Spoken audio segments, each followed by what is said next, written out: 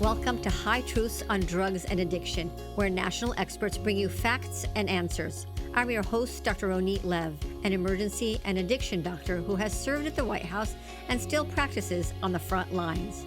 Right here on High Truths, you will learn from experts from around the globe and around all aspects of drugs and addiction. To grow this community of information and action, I hope you give us a 5-star review. Come visit me on hightruths.com to learn more about the show or download a free prescription for naloxone. Carrying naloxone for drugs is like carrying an EpiPen for allergies. Today's episode is sponsored by Families Against Fentanyl. FAF is an organization set on attacking the supply chain of deadly illicit fentanyl. To learn more, visit familiesagainstfentanyl.org and sign their petition to declare illicit fentanyl a weapon of mass destruction.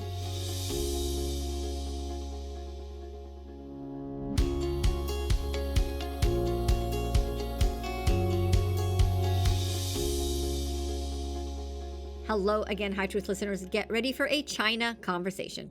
I'm your host, Dr. Ronit Lev. China, as in the People's Republic of China, with 1.4 billion people representing 17.4% of the world's population. It's considered one of the cradles of civilization, bringing the world incredible culture and many World Heritage sites. While so many of us love Chinese food, we don't like Chinese fentanyl or fentanyl precursors or fentanyl analogs. We enjoy the low prices of so many made-in-China goods, but do you really want to buy your made-in-China insulin, baby food, or other medications? China says fentanyl is an American problem. Their citizens don't use fentanyl. I spoke to a Chinese delegation visiting the United States, and they admitted to problems with methamphetamine, but not fentanyl. They blamed fentanyl on our American culture. However, the Department of Homeland Security states that the fentanyl crisis begins and ends in China. A congressional panel has accused China of subsidizing fentanyl production and fueling our fentanyl crisis. Chinese drug companies and employees have been sued over fentanyl distribution in the United States, and China has agreed to make changes to their policies to curb what they see as our humanitarian crisis. President Trump got China to stop sending over fentanyl, but then they just switched over to sending fentanyl precursors. President Biden got China to stop producing the 2 main precursors to fentanyl, but then they just changed to one of 16 other fentanyl precursor alternatives and continue to supply the Mexican cartels with American-bound fentanyl. To learn more about China and fentanyl, I reached out to Ben Westhoff. Ben Westhoff is an award-winning investigative reporter whose books are used as an educational tool worldwide. Fentanyl Incorporated, How Rogue Chemists Created the Deadliest Wave of Opioid Epidemic, was his first bombshell book. He has written for our nation's leading newspapers, advised government officials, and interviewed as an expert commentator on various news media outlets. He can now add high truths to his long list of appearances. To learn more about Ben Westhoff, check out the High Truth show notes. Ben Westhoff, welcome to High Truths. Thank you for having me, Dr. Lev. I'm really excited. I was really looking forward to meeting you, and a shout out and thank you to Jim Rowell with Families Against Fentanyl who connected us. You're an investigative reporter and author. I really learned a lot and enjoyed your book. It was like a history lesson of my own, profession. What drives your passion in writing these books and doing these investigations? Well, as a journalist, I'm interested in telling stories that haven't been told. And, I had a friend from fentanyl back in 2010, and I had never heard the word before. And he had fentanyl patches, which is the way people were abusing it early on. But and then when China started making illicit fentanyl, no one really had written about that or investigated it. And so that's kind of been my motivation with this story. Interesting. Back in the days, we would see patients like that. We call them, they're wearing a fentanyl vest because they had all these patches all over the place. And we knew. Yeah, you can still buy them on the black market, and they are still heavily abused, certainly. And the other thing is, just because we're talking about the patches, I had a patient one time who was trying to get less, and somehow he got a patch from his psychiatrist. He cut it. And what people don't realize that when you cut it, you actually release more fentanyl. So he overdosed and ended up on a ventilator because he tried to cut his patch. All right, so that's interesting. You mentioned in the book that it all started with your own experience at an electronic music festival when in your youth, and that kind of also sparked things. Yeah, I mean, I used to be on the rave scene in Northern California back in the late 90s, early 2000s, and people took a lot of drugs back then, but no one ever overdosed and died. I mean, not people I was with anyway. And so fast forward to around 2013, 2014, when fentanyl was starting to break out, and all these people were dying at raves all of a sudden.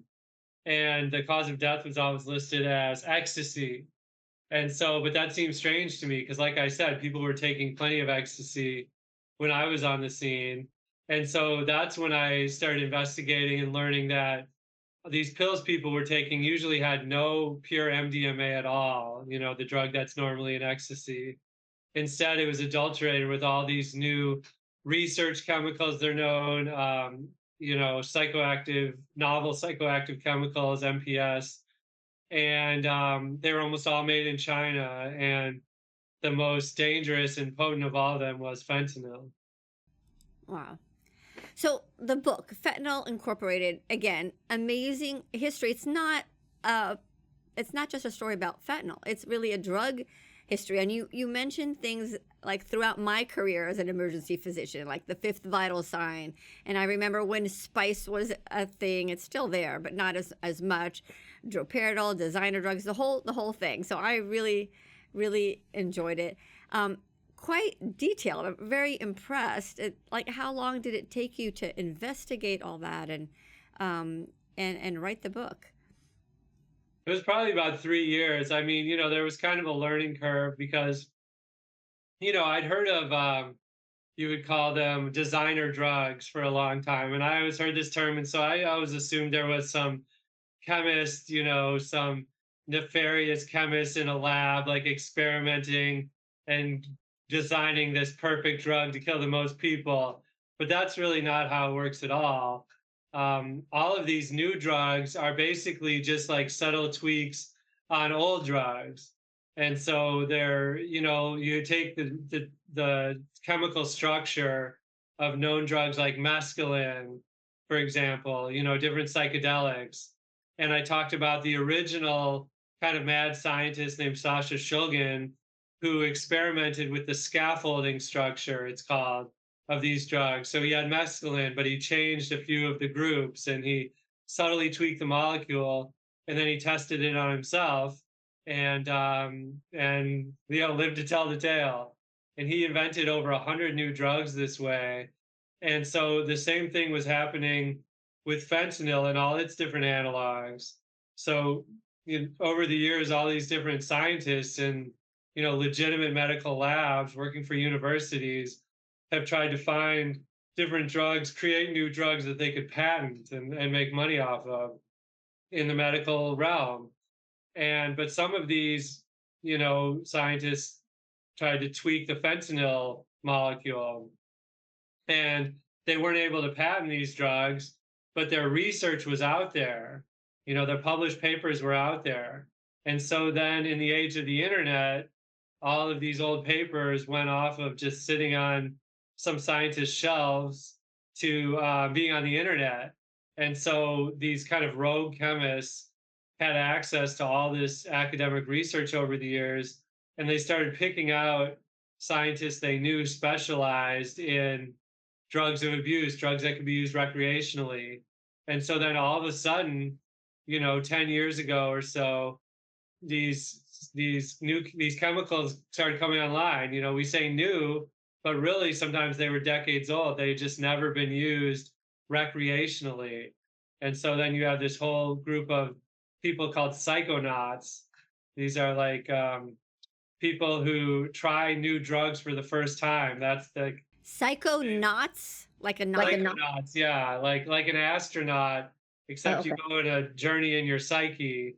Ah. So all these people are going on the internet, finding out about these brand new drugs that have never been tested on human beings, and they're taking them themselves. So I was very fascinated by this whole crazy world. It's funny because when you say that that's happening now legally, I remember back, I think it was 2010, that I was asked to give a lecture about designer drugs, and I had to like look it up and figure out what that meant. Is also, again, it's like, the same molecule, but they make tweaks.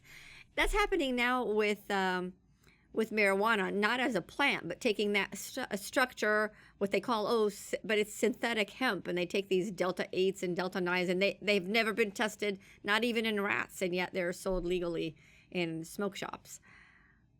Yeah, well, it's very controversial, the hemp bill and things like Delta 8. And what I would say, so Delta 9 is what most people know as marijuana. That's the most common type of cannabis. Delta 8 is an analog, and it's slightly different. And what I would say about that is, like, Delta 8 is just as harmless as cannabis. No one is going to overdose on that or Well, have no, problems. there have been deaths from delta 8. There've been a baby who died.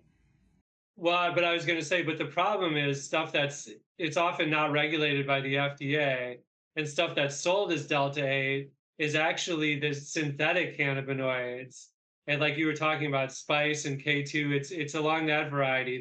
It's not marijuana, it's not cannabis at all. It's a synthetic variation, and that stuff can be lethal for sure. Yeah, I had a podcast with Josh Sweeter, who has a lab, and he tests marijuana products for different industries. And so we gave him some of these products that are being sold, and he found like bath salts in them. Oh yeah, for sure. That, like I said, it's not regulated by the FDA. It's a total wild west out there. If you're interested in marijuana, just get the buds, something you can smell. If it looks real, if it smells real, it'll be real. All these like vape products, you don't know what's in that vape juice. I would just stay away from that. Yeah. So that investigation, you went to China, you went undercover, very, that's like an adventure. Did somebody fund this project, or is it just a passion? And is that how you? Well, I had a book contract, so my funding came out of that. But yeah, it was a extraordinarily kind of reckless and crazy thing to do, to go to China. And I went inside a drug lab in Shanghai where they were making fentanyl analogs that were legal at the time, and synthetic cannabinoids too. And I pretended to be a drug buyer, and the chemist, the owner of the lab, he pointed out, this is what fentanyl analog, this is the spice, the K2, the synthetic cannabinoids. And they were sending out bags of these raw chemicals all over the world. And I also went to Wuhan. This was pre-coronavirus, so I had no idea what to expect in Wuhan. And there I went to a chemical company, a huge company. They had like 700 employees, and they were selling fentanyl precursors. And so those are the most important chemical ingredients needed to make fentanyl. I've heard it described as like the brownie mix. It's not the final brownies, but if you have the precursors, you have what you need to make fentanyl. And so these were just young people I sitting like that at. analogy. I haven't heard that before. The brownie mix. Yeah, it's not mine. I think I got it from an AP story, but um, all these salespeople were sitting at desktop computers and selling fentanyl precursors just like it was any other chemical. And the scope of this operation was really staggering. Ben, I think they could make a movie about your adventure going going into there.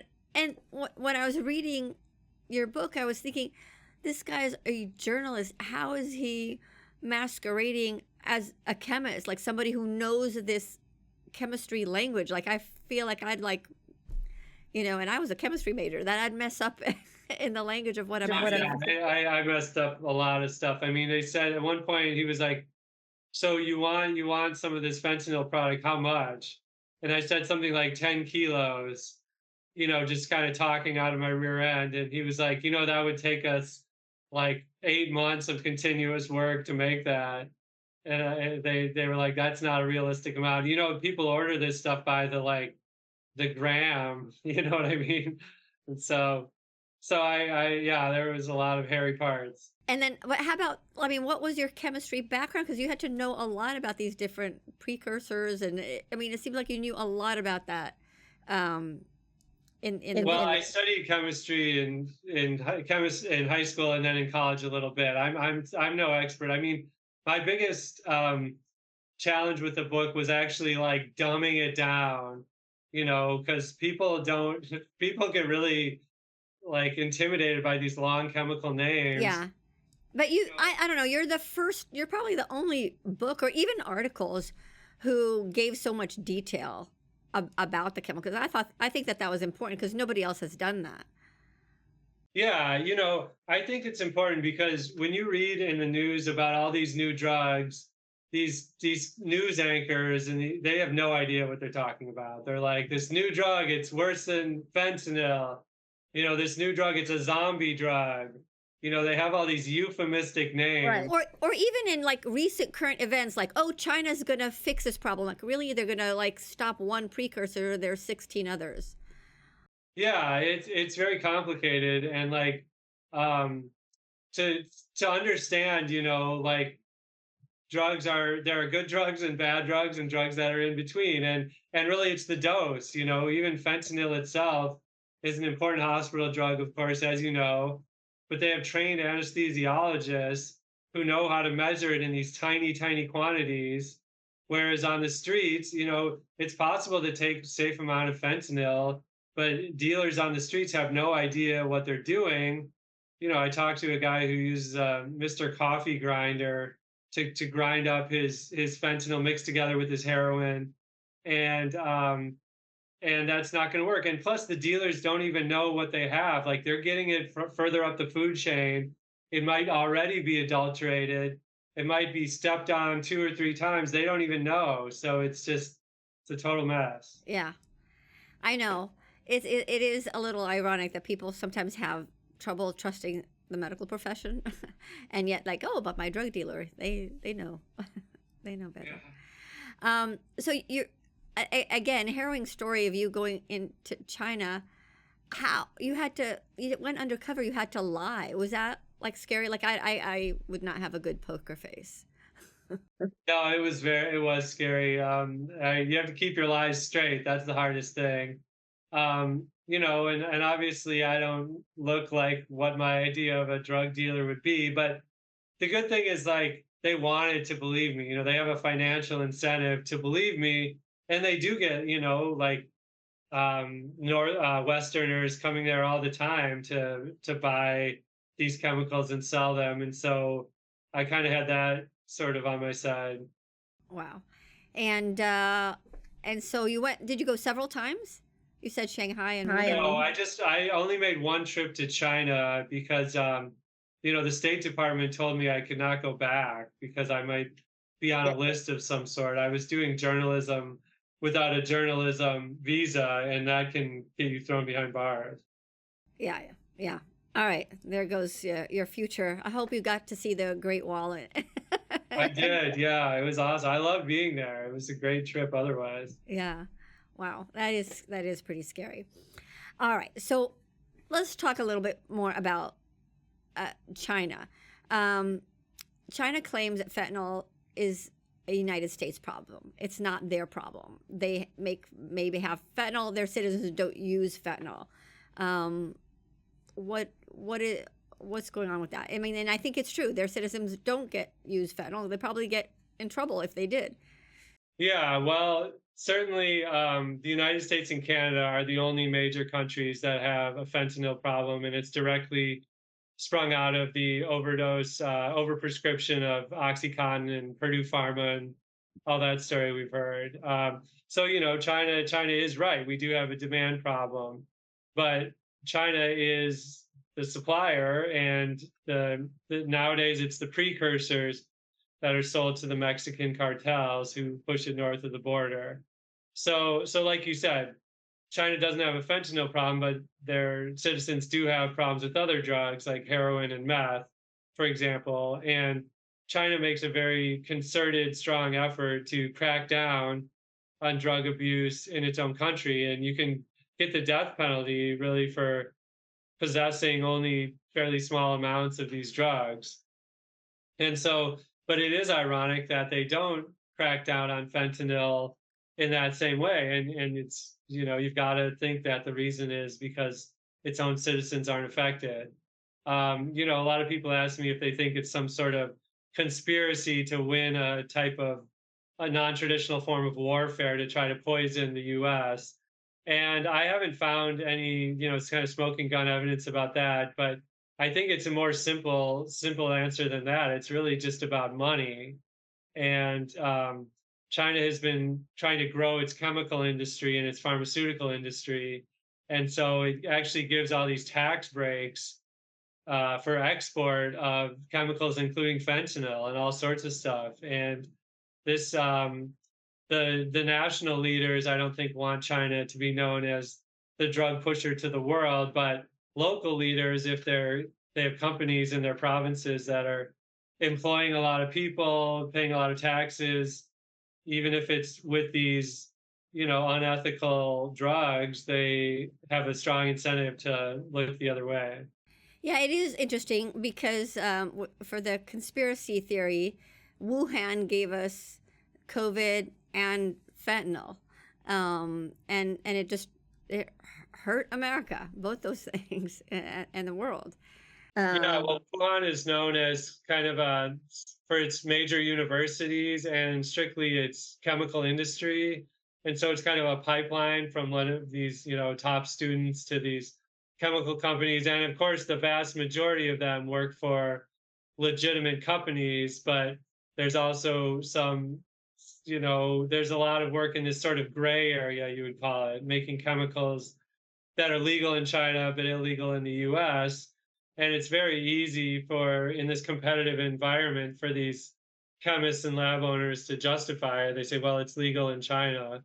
And so, in China's defense, they have generally done what we ask, like we asked them to ban all these fentanyl analogs, and they did in 2019. And we asked them to ban some fentanyl precursors, and they just recently banned more. But the problem is that, like you said, there's so many different chemicals that can be used to make fentanyl, and eventually you get down to precursors. So these are often chemicals that can't be banned at all because you need them for legitimate products, but cleaning. you don't need them in that quantity, right? There could be a way around it, right? As far as Well, I don't know if the quantity is necessarily the factor, but more what the US wants China to focus on right now is vetting the buyers for these precursors. So, it's very easy to tell if this is like a Mexican cartel front who's trying to buy these chemicals from you, and as opposed to a legitimate pharmaceutical company or whoever. And so the the if China would require these companies to do their due diligence to have a list of their sellers, then that would help a lot. and just to finish the conspiracy theory, this is not payback time for the opium wars, where China was the victim of the West selling them opium, and now, a few hundred years later, it's the other way around. Yeah, a lot of people have noted that similarity, and it certainly is ironic. It's definitely something to think about. Yeah. So explain to us the Chinese regulation loopholes where it's illegal in the United States, but it's legal in China, or the United Nations. How does that work? Another type of whack-a-mole. Well, yeah. For one thing, the United States has what's known as the Analog Act, and so that means that anytime a chemical is scheduled or banned, automatically anything with a similar action or a similar structure is automatically banned, right? So when the U.S. banned fentanyl, scheduled fentanyl, for example, all analogs of fentanyl, everything similar to fentanyl was automatically scheduled as well. China and most countries don't have a law like that. And so in China, they generally have to schedule all these chemicals one by one by one by one by one.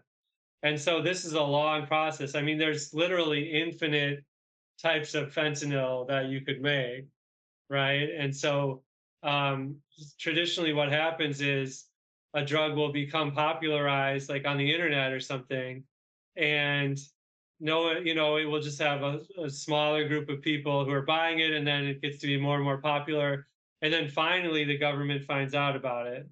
Only at that point the government might initiate the process to ban something, to ban this new chemical, but that takes a long time too. And so it's during this sort of like bureaucratic window that these chemists, like the ones that I went undercover in China, that's when they tend to make their most money. Wow. So now the lab, tell us more about the labs in China, and you also call them shadow labs. What's the difference between a regular lab that's making fentanyl or a shadow lab? Well, a lot of these chemical companies do make legitimate products. Also, I went to one company in Wuhan. It was called Yuan Cheng, and they claim to make 10,000 different chemicals, and they specialize in this synthetic form of cinnamon. But they made like Cialis, and they probably are making Ozempic, and the sort of generic forms of that.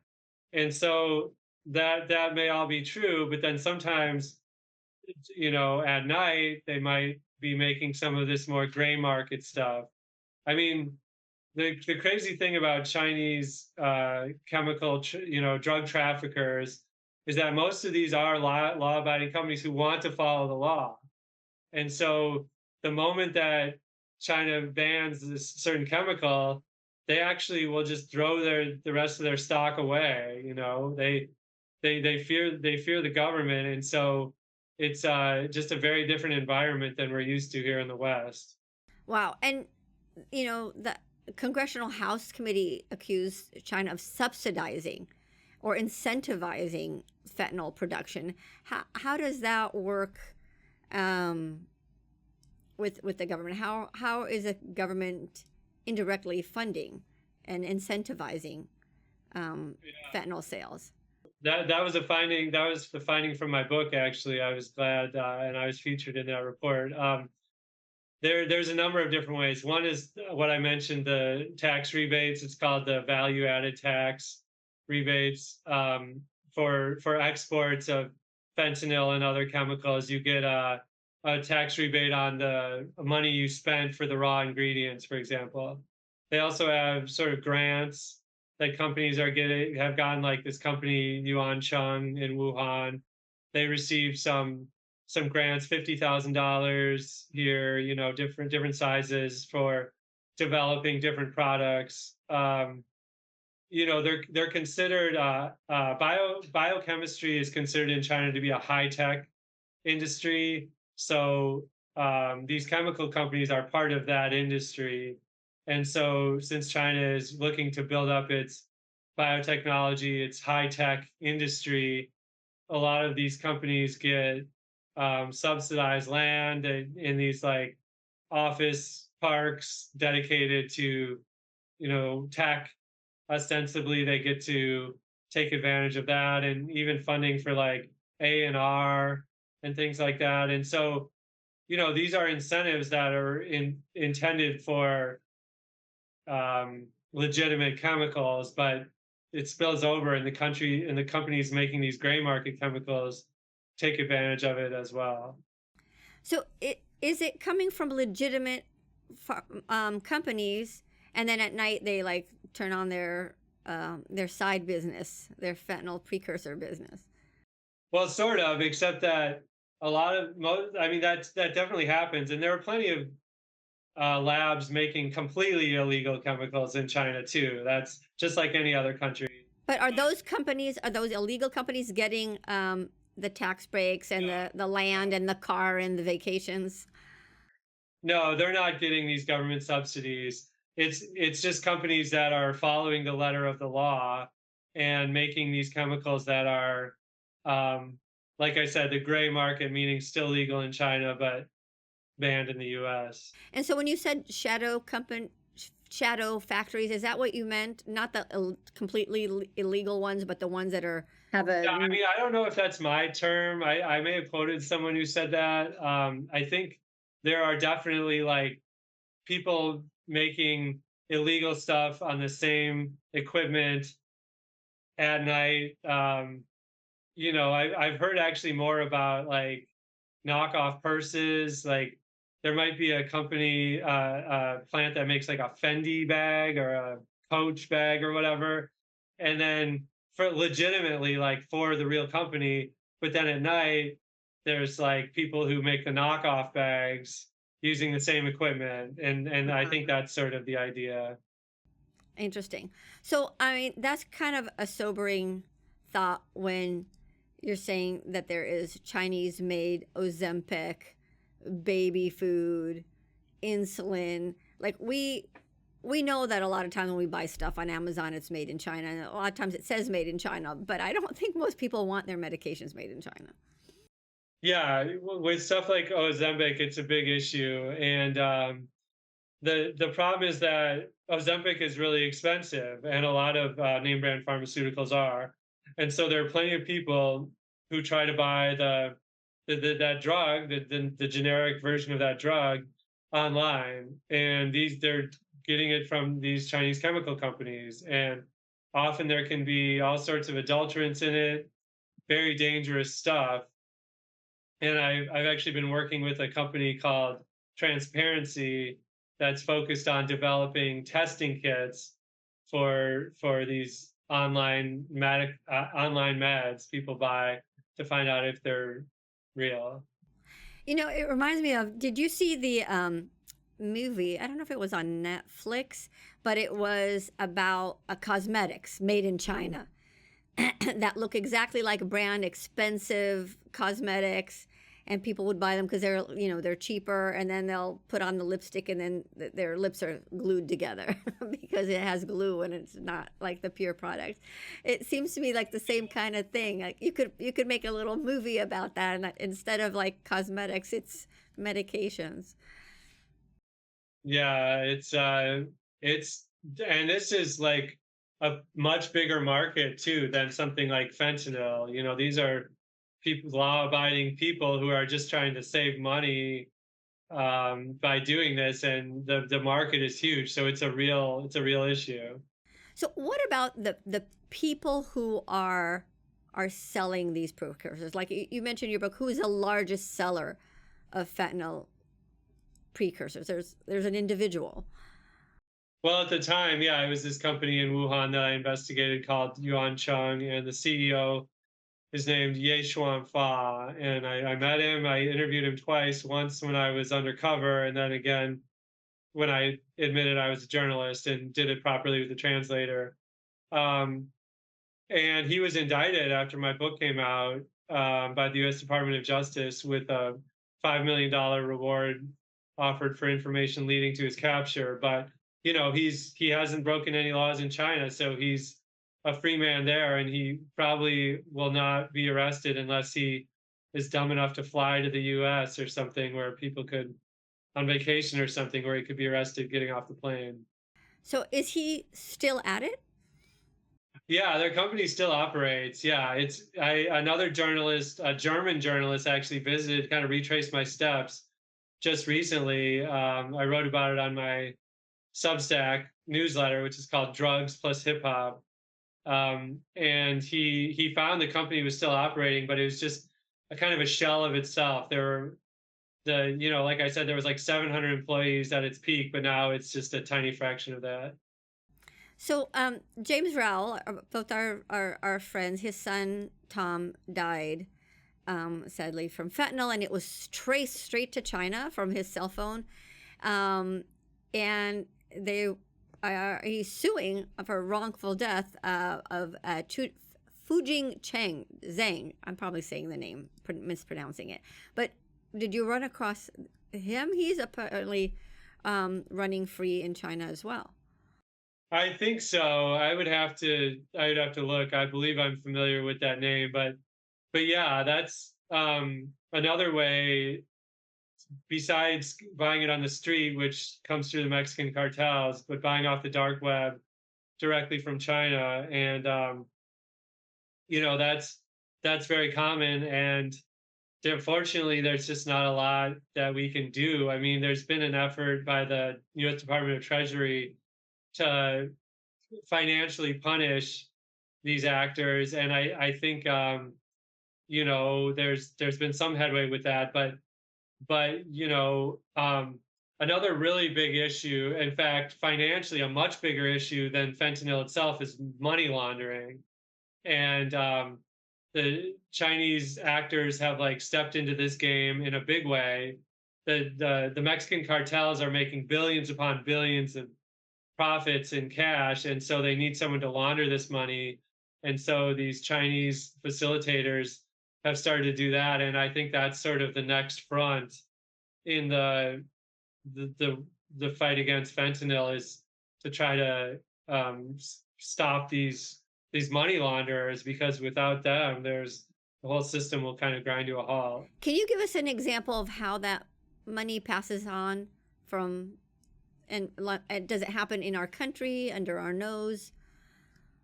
Yeah, well, it's often so there's like if there's a fentanyl sale in the US, it'll be an American giving cash to maybe a Mexican American or someone cartel affiliated. And then sometimes this cash is laundered through like I've heard of like Southern California sweatshops, or clothing stores, or like small stores in Mexico itself. There's a million different ways to do it, but basically what happens is that there's these, like, I guess you could call them shadow transactions. So at the same time, the cash is given from one from maybe the Mexican entity to the Chinese entity, and then the digital transfer is made in the other direction simultaneously, but with the fee shaved off, for example. So there's nothing that's technically connecting these two transactions. So that's what makes it hard to trace. Is this all Bitcoin? I think there is there Bitcoin is one way it's done, but I think it's also can be done with traditional banks, and also uh, real estate is also very common, especially in Canada. There's a huge sort of Chinese Canadian population in places like Vancouver, who actually heard this is like directly affected the real estate market, led to serious inflation in the Vancouver real estate market, because so many homes have been purchased with this drug money. And there's a lot of Chinese nationals, people living in China, who are trying to evade their country's cap on the amount of money you can send out of the country per year. I forget what the exact amount is, but if they can park this money in real estate instead, that makes another way to wash this money. Wow. I think that happens here too. Sure it does. Yeah. The Chinese marijuana grows, bringing the conversation back to marijuana, is that connected with laundering, or is that just a different scheme?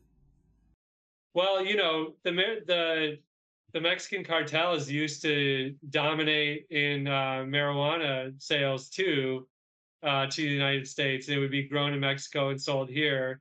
But since it's become legalized in so many states, that's tapered off, although it's not disappeared. There's marijuana that's illegally grown here in the United States. There's ostensible, there's a lot of diversion from like legal states to illegal states. And so there's certainly money laundering tied up in all of this too, but I don't know how it works. Yeah. So when Chinese now is on, the news saying that they're making efforts to curb the cell or precursors of fentanyl that's coming to the United States, is that real? Is that pre-election spin? Or is it whack-a-mole? We're going to get rid of this precursor. We're just going to use a different one. Well, it's definitely whack-a-mole. And even if China were to like do exactly what we wanted tomorrow, the industry would just move to somewhere like India or another country that has a big sort of not very well regulated chemical industry. So, I mean, I don't think we have much hope for trying to slow fentanyl deaths using these techniques. But, is China doing something? Like I said, they really have responded to what we've asked them to do, not at the speed we would like, certainly. And so, I give China some credit for putting in a real effort, but like, will it actually do anything? I mean, I'm completely skeptical about that, and just generally skeptical about this idea that this is the way to stop the problem. So the problem is that Americans are dying at record numbers from fentanyl and other drugs. And the idea that we're going to stop these drugs from getting across our borders is just ridiculous. Like, we could never stop 50 pounds of heroin from getting in from Mexico to the US, for example. And 50 pounds of heroin is the same as 1 pound of fentanyl. So people get drugs into a maximum security prison. You hear about prisoners dying of drugs all the time. Right. So we waste like tens, if not hundreds of billions of dollars every year trying to stop drugs from getting into this country. And it's just the biggest waste of money imaginable. And what I believe is that if we want to stop people from dying, we need better educational programs. We need to like educate kids that any powder, any pill could have fentanyl in it. And we need to work on medication assisted treatment programs for addicted users, because the vast majority of the people who are dying are addicted opioid users. And we have great medications, naltrexone, methadone, buprenorphine are the three FDA recommended medications, but they're barely used at all. And that's where we need to put our focus. Well, I would challenge that. And I think the focus needs to go even more upstream than that.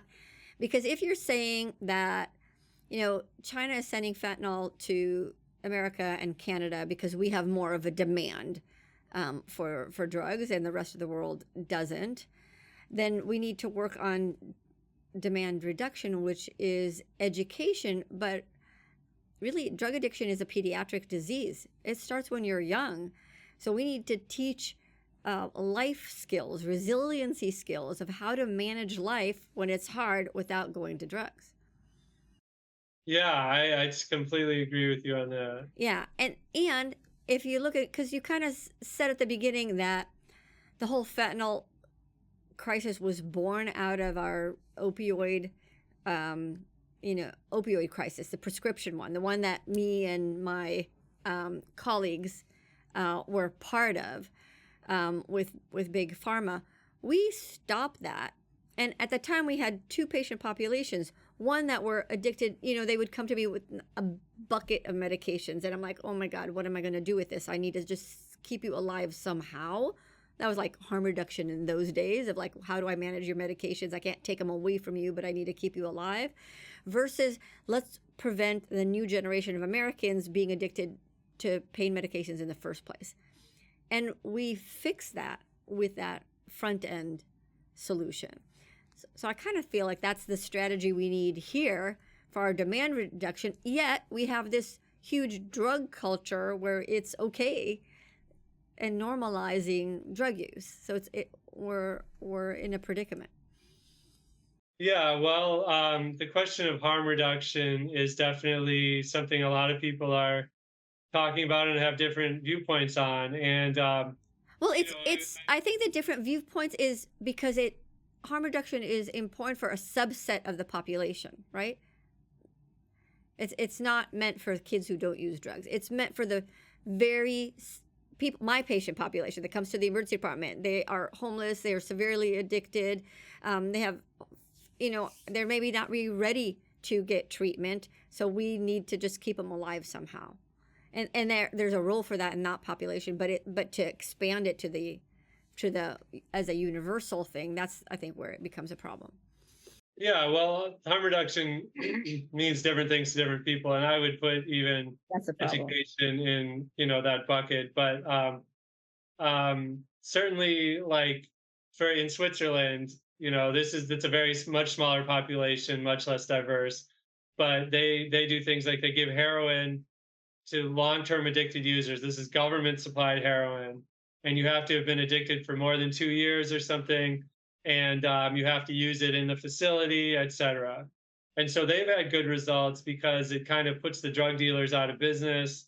The addicted users are getting, a clean, non-adulterated supply, and you can live to a ripe old age on opioids But if why would you do that if you have Suboxone?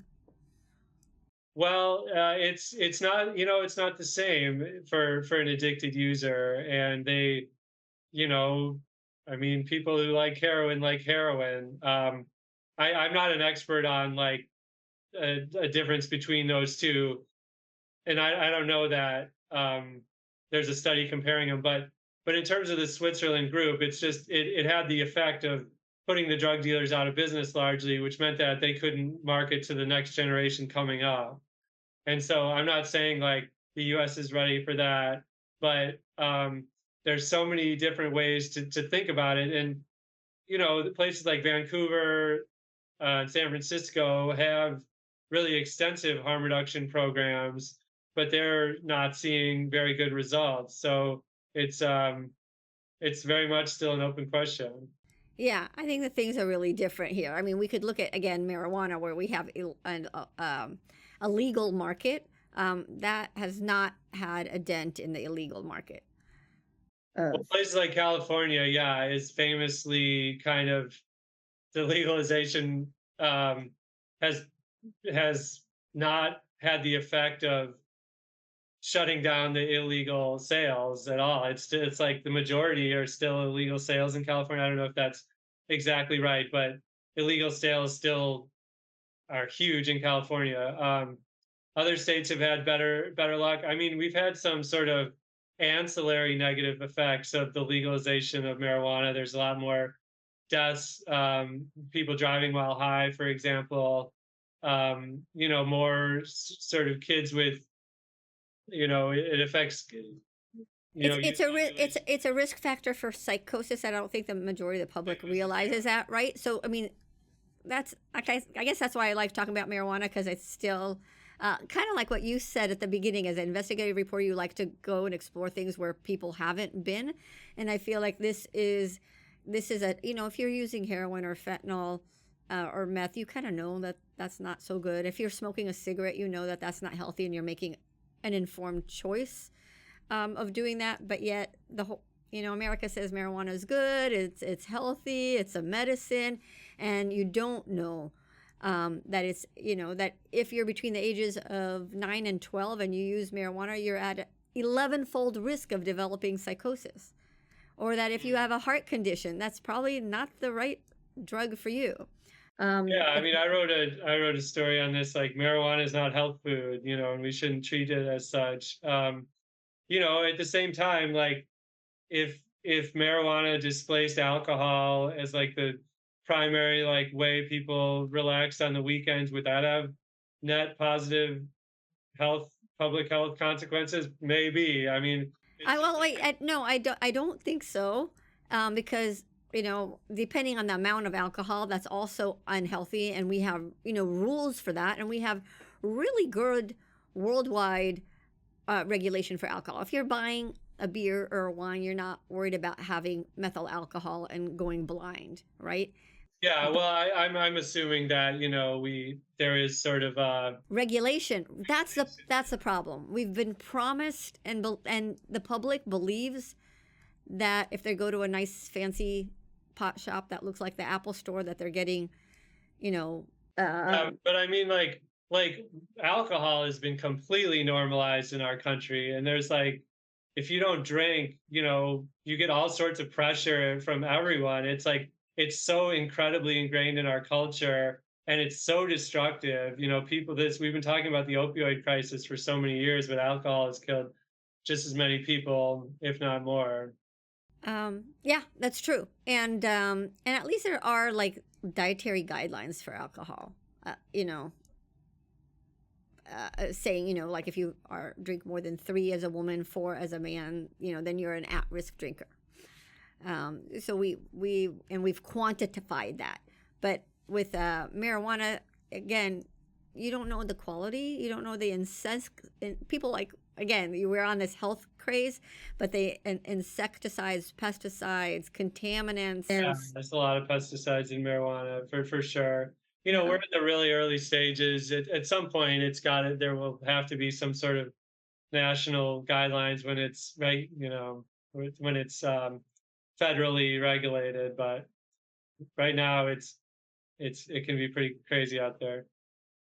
Um, your experiences, you know, we started, like, you know, that you as a youth in Northern California and in the rave scene, and now you've really studied this. How's your attitude changed? And I don't know if do you have kids, or, you know, or if you did, what would you want them to know? Yeah, I have young kids, and they are getting towards that sort of problem age, and you know, just got to be really real and honest with them that, as I said before, any pill, any powder can and often does have fentanyl in it, and so it's um you don't have to use scaremongering. You know, you can tell them the truth, and I would also tell them that these more plant-based drugs are less likely to be adulterated. I mean, there's been reports of like fentanyl in marijuana, but there's very few actual there's very little evidence of this happening in any significant way, if at all. I know sometimes, like, when the toxicology reports of someone who died, it might have THC in it and also opioids in it, but that could have been used on 2 separate occasions. I think, like, like I said, if the buds look and smell normal, you're probably going to be okay. And it would be hard for me to, you know, recommend my kids to say that was okay. But I think ultimately, if you try to tell kids that everything is going to kill them, they're not going to believe you, and you have to maintain some sort of. So the message is not that everything's going to kill you. It's I think the message that's resonating with kids, and we see that because the majority of kids don't use drugs, is telling them that you want your future, right? You want to grow up and have a great life, and you want to protect your brain. And if you can avoid alcohol, tobacco, marijuana, any drug until at least age 25, when your brain is growing, you'll have less addiction and your brain will grow in the pathway that you want it to. Well, I completely agree with that. I just don't know. I think it's hard to get kids to think that long term. You know what I mean? Yeah, but I don't know. I think it is working. They're getting that message. That is sort of a side benefit of the opioid, a silver lining of the opioid crisis, is that it really has driven hard drug use down among kids. Yeah, that's great. So tell me, Ben, what are you working on now? I hear there's a movie in the works. Yeah, I'm in the finishing stages of a documentary about an opioid treatment drug that's very controversial. It's called naltrexone, best known as the Vivitrol shot. And basically, if you take it, it gives you a 30-day protection from all opioids. So it's like a vaccine. It's like a force field. You could take a full shot of heroin, and you wouldn't even feel anything. Right, because it blocks the opioid receptors. Yeah, exactly. It's almost the exact same chemical as naloxone, Narcan. The problem is it's barely used at all, and which is crazy. At the height of this opioid crisis, we've got this amazing drug, and it's almost not used. And so my film gets into why. And there's all these sort of big money interests that have been interested in suppressing it. It also works for alcoholism. Yeah, I prescribe it. I do prescribe it for alcohol, for in the emergency department, and I don't give it to people who have an opioid use disorder. I don't know if it's like everything else we've talked about today, which is follow the money. That's the reason, but it also is technically a lot harder to prescribe than Suboxone? Well, it needs to be stored in like a freezer case, and it's harder to get your hands on it. But a lot of doctors just are never taught about it in school. It's Suboxone and methadone are addicting opioids in themselves, and they work great for a lot of people. But a lot of people don't want to. They want to be drug free, and I understand that. And this film gets into why it is that almost nobody is taking this. Yeah. There's one physician, that I know who runs a clinic and through the emergency department. And it also has to do with the storage. Like if you buy it, right, it's expensive and you need to use all that amount. And then they end up having to waste and throw away a lot. Yeah. Yeah, there are logistical challenges to it for sure. Right. So that was one of the bears. Well, that looks interesting. And what about else? What about new investigations that you're... Well, stay tuned. I have my my Substack newsletter. It's called Drugs Plus Hip Hop, and I'm always digging up something or other. So that's awesome. Ben, it's been a pleasure. Thank you so much for taking the time. We learned so much from you through your book and this conversation. And good luck with all the good work. And I hope that your kids stay drug-free. I think it's possible. Yeah, so do I. All right. Well, thanks, Dr. Lev. Thank you for listening to High Truths on Drugs and Addiction, where you learn from experts from around the globe and around all aspects of drugs and addiction. This week's episode would not be possible without the generous support of our sponsor. A sincere and warm thank you to FAF, Families Against Fentanyl. Visit familiesagainstfentanyl.org to learn more. High Truths producer is Dave Rivas from Davey Boy Productions. I am your host, Dr. Ronit Lev. We hope we brought your day a little bit more High Truths.